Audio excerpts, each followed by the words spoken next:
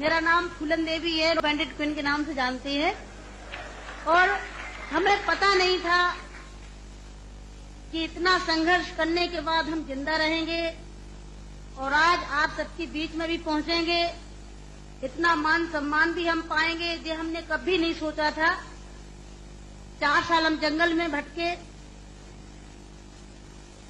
आपको पता होगा कि हमारे हिंदुस्तान में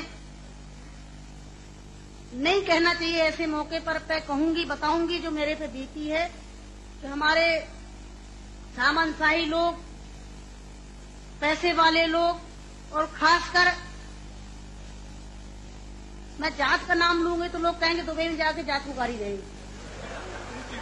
ऐसे ऊंची जाति के लोग जो जात पात को मानते हैं, हम जैसे गरीबों को, दलितों को, दबे कुचलों को, अल्पसंख्यकों को एकदम ये सोचते हैं जी कीड़े मकोड़े हैं, जी इंसान नहीं है।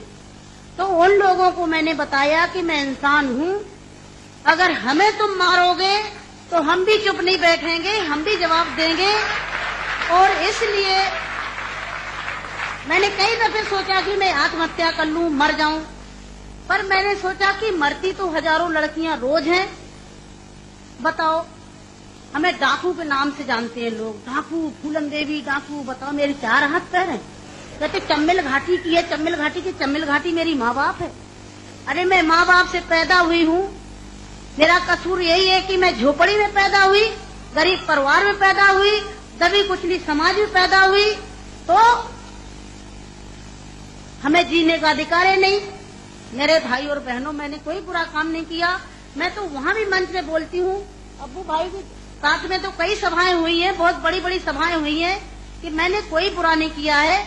आपने सुना होगा, सुना था, आप तो वहीं के सब रहने वाले हैं, कुछ हमारे भाई हैं यहाँ के, है कि एक सीता के कारण इतने बड़े जो रावण का आज तक पुतला फूंकते हैं, उसका यही कसूर था कि खाली एक औरत को उठा ले गया तो आज तक पुतला फूंकते हैं। मैंने क्या बुरा किया? मेरे साथ भी ऐसे रावणों ने अत्याचार किया, मैंने उन रावणों को जवाब दिया। फूलन देवी वो डाकू है, डाकू है। अरे वो तो माननीय मुलायम सिंह जी की देन है, नहीं नाम लेना चाहिए, जो आज हम समाज के अंदर खड़े हैं। और नहीं तो इतनी बड़ी साजिश रची थी, हमने कोई बुरा काम नहीं किया। जिन्होंने हमें सताया, हमें समाज में रहने लायक नहीं रखा, तो गुस्सा में इंसान अच्छा काम नहीं करता, गुस्सा में गलत ही करता है। और जो कुछ भी हुआ, अच्छा और बुरा सबक सिखाने के लिए कि हम जैसी बहन बेटियों के साथ अन्याय अत्याचार करोगे तो कोई भी महिला घर से बाहर निकल के और अपने अधिकारों की लड़ाई लड़ने के लिए मैदान में खड़ी हो जाएगी। तो मेरे भाई और बहनों, हमें तो डाकू घोषित कर दिया। जब मैं चुनाव लड़ने जाती हूँ तो सब एक ही भाषण रहते हैं, किसी के और कोई भाषण नहीं रहती है। बताओ, मैं डाकू दिखाई देती हूँ? क्या होता डाकू है? तुमने हमें सताया, हमें लूटा पीटा। डाकू तो वो बेईमान जो हम जैसी महिलाओं को लूटते पीटते हैं। तो मेरे भाई और बहनों, 4 साल में जंगल में भटकी, 11 साल में जेल में रही, और जेल में भी हमें पागलों के साथ रखा गया था। अच्छी जगह नहीं रखा गया, जहीं पागल महिला थी, पागल महिलाओं में रखा गया था। 11 साल तक हमें जेल में रखने के बाद कोर्ट में पेश नहीं करा गया। और जब जेल से छोड़े गए तो बहुत बड़ा एक हमारे हिंदुस्तान में तूफान आया। इतनी बड़ी डाकू को छोड़ दिया गया, बहुत बड़ा अन्याय हुआ।